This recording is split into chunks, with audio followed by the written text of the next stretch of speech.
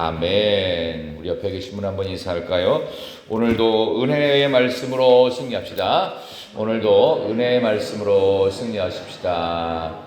예, 겨울을 재촉하는 단비가 지금 내리고 있습니다. 여러분 건강에 유의하시기를 바랍니다.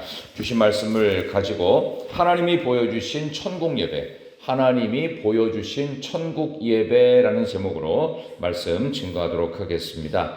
요한계시록이 이제 어제까지 라오디게아 교회 모습으로 쭉 연결되다 보니까 이제 4장부터는 사실 설교를 잘 안 하는 본문이 나옵니다. 이제 본격적으로 하나님께서 요한을 통해서 계시의 말씀, 장차 일어날 일들을 쭉 서술하신다고 오늘 4장 1절로 나오죠.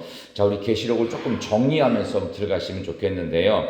자, 요한계시록은 어떤 장르의 책인지 한번 새벽에 좀 한번 생각해 보십시다. 요한계시록이라는 책은 어떤 장르일까요?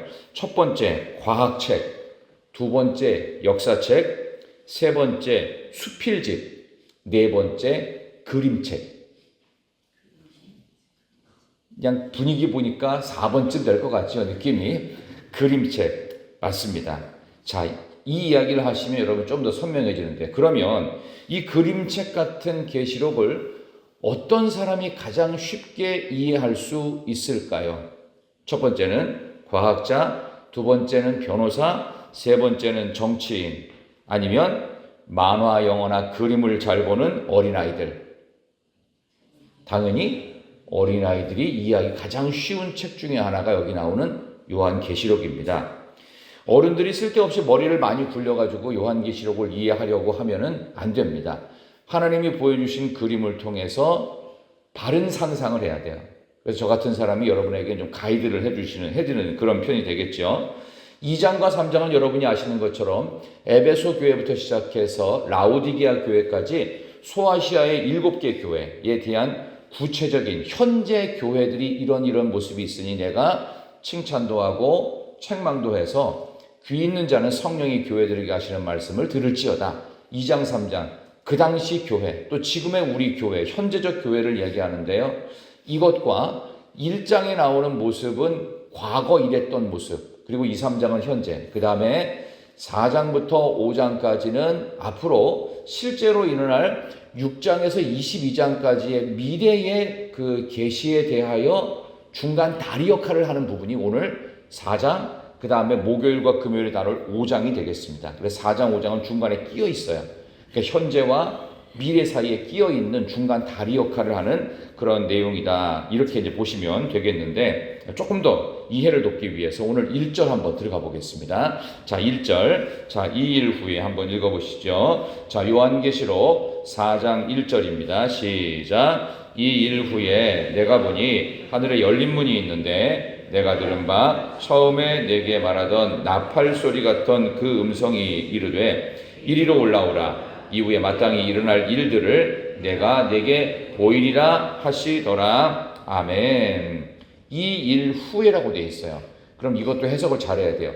이 일 후는 무슨 일 후였을까요? 자, 새벽부터 머리를 굴리게 해서 죄송한데 요것만 해석하시면 돼요. 앞에 나오는 7개의 소아시아 교회의 이런 일들 후에일까요? 죄송합니다만 아닙니다. 요한계시록 1장 19절을 넘어가세요. 자, 거기에서 이제 힌트가 나와요. 요한계시록 1장 19절. 우리 두세 장만 넘어가면 나옵니다. 요한계시록 1장 19절 20절 보세요. 자, 요한계시록 1장. 신약 성경은 399쪽. 요한계시록 1장 19, 20절 보십시다. 자, 그러므로라고 되어 있죠. 그러므로 내가 본 것이, 그러므로 내가 본 것과 지금 있는 일과 장차 될 일을 기록하라. 내가 본 것은 내 오른손의 7별의 비밀과 또 7금 촛대라. 7별은 7교회의 사자요 7 촛대는 7 교회니라. 아멘. 이제 하나님께서 요한을 통해서 계시의 말씀을 주시는데 반모섬에 위배된 글을 통해서 그때 이제 이러이러한 것을 보여주시려고 이제 문을 여신 거예요. 이렇게 하나님께서 이런 일들에 대해서 말씀하신 그 일 이후에 이렇게 나오는 거예요. 그래서 앞에 중간에 나오는 2장, 3장 소아시아 7교회는 중간에 낀 거예요. 그리고 실제로는 1장 끝부분하고 건너뛰어서 4장 1절로 이렇게 연결이 된다. 이제 그런 얘기입니다. 자, 여기서도 이제 이해를 좀 도우시면 좋겠는데요. 2일 후에 보는데 하나님이 열린 문을 뒀대요. 이미 열려진 문입니다. 문은 닫힌 문이 중요한 게 열 수 있고 열려진 문이 진짜 문입니다. 닫혀 있는 것은 문이 아닙니다. 그래서 문은 반드시 열게 돼 있어요. 필요에 따라서 닫혀져야 되는 문이 있지만 문은 필요할 땐 반드시 활짝 열려야 돼요. 활짝. 그런 점에서 문의 의미를 좀 이해하시면 좋을 텐데 여기 나오는 제일 중요한 우리 한국어 성경이 가장 잘 번역한 아주 중요한 단어가 1절 끝에 나옵니다. 1절 끝에 뭐라고 나오냐면 이후에 마땅히 일어날 일들을 내가 내게 보이리라 하시니라. 마땅히 일어날 일들이랍니다. 그러니까 요한계시록에 나오는 이 내용들은 앞으로 마땅히 반드시 일어날 일이란 뜻이에요. 자, 요걸 좀 설명을 드릴게요. 거동이 불편한 93세 되시는 할아버지 한 분이 계셨습니다.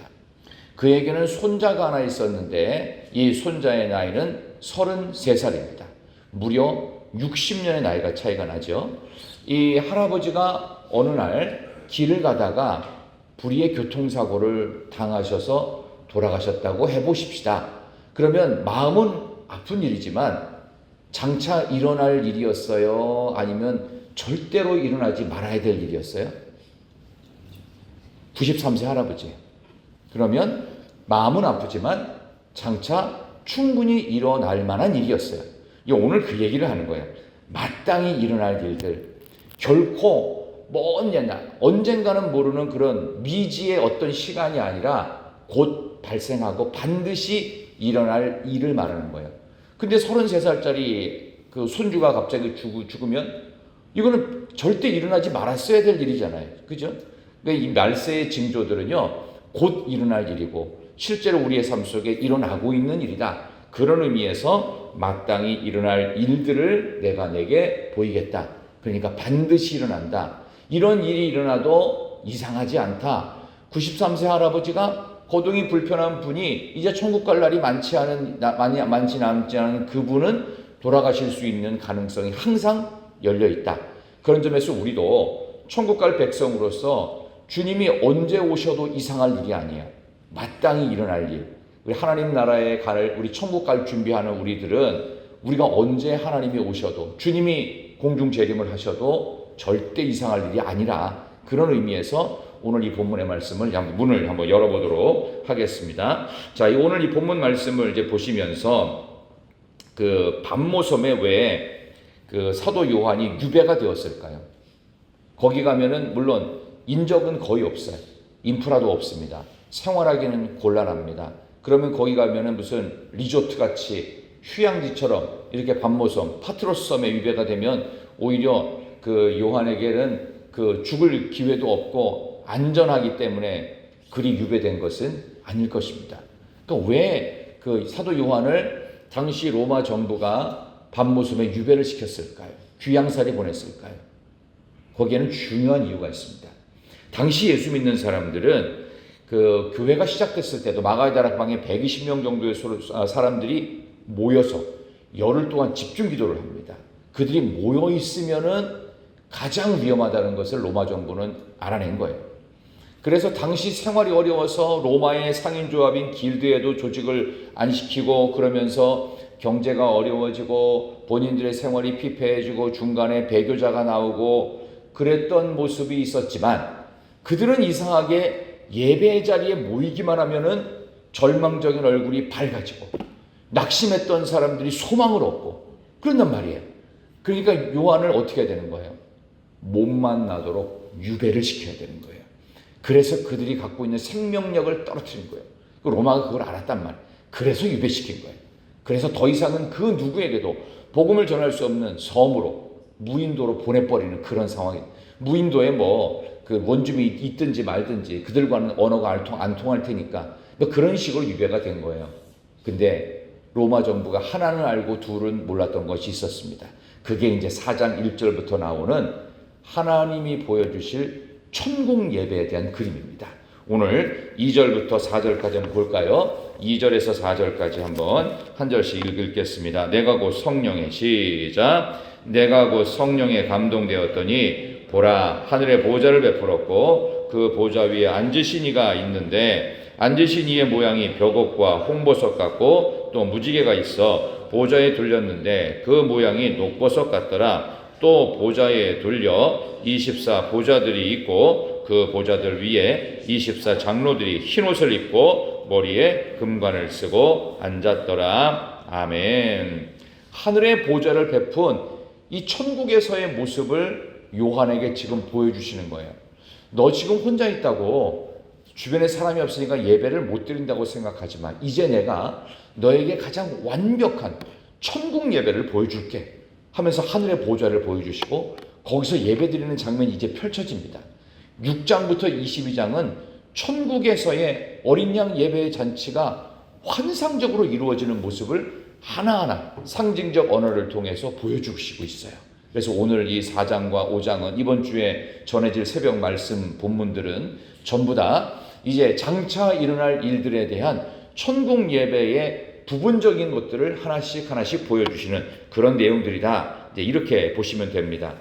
저와 여러분들이 오늘 아무리 혼자 있을지라도 여러분들은 결코 혼자가 아니며 어디 유배가 돼서 요한처럼 홀로 떨어져서 외로움을 겪을지 모르지만 하나님께서는 우리에게 계시된 말씀을 통해서 천국 예배에 참여시키시고 있습니다.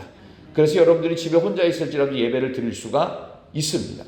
거기에 천국의 임재가 있고 하나님의 보좌를 볼 수 있는 이 계시의 말씀인 성경이 있다면 또 암송되어진 성경 말씀이 내 안에 있다면 여러분들은 언제든지 예배 드릴 수가 있습니다. 삶의 모든 자리는 결코 외로움의 자리가 아니라 하나님이 여러분과 동행하시고 함께 하시는 자리인 줄로 믿습니다. 지금 겨울을 재촉하는 은혜로운 가을, 늦가을 비가 내리고 있습니다. 이 비가 내리고 나면은 좀 추워질 수도 있으니 여러분들의 마음속에 영적인 훈훈함을 위해서라도 예배 자리를 더욱 사모하시면서 천국 예배를 더욱더 기대하고 소망하는 우리 모두가 되기를 진심으로 축원합니다. 기도하겠습니다. 아버지 하나님 감사합니다. 오늘 저희들의 눈과 귀와 또 감각으로 느껴지고 보여지고 깨달아지고 드디어 알게 되는 천국 예배의 자리로 이렇게 귀한 새벽에 말씀을 주셨습니다. 귀 있는 자는 성령이 교회들에게 하시는 말씀을 들으라고 우리에게 계속 강조하시면서 보좌에 앉으신 하나님께서 우리에게 천국에서의 예배를 장차 보여주십니다. 우리는 결코 혼자 있어도 혼자가 아님을 믿습니다. 하나님이 우리와 함께 하시고 성령의 말할 수 없는 탄식의 기도가 있으며 우리가 기도하고 하나님 앞에 홀로 예배 드린다고 하더라도 예수님께서 보좌 우편에서 우리를 위해 기도하고 계신다는 말씀을 믿으며 오늘도 저 천국에서의 예배를 홀로 있을 때도 보여주실 주님과 함께 동행하며 은혜롭고 복된 하루가 되게 하여 주시옵소서. 가지고 나온 모든 간구의 제목들마다 응답의 역사로 갚아 주시옵소서. 예수 그리스도의 이름으로 간절히 기도드리옵나이다. 아멘.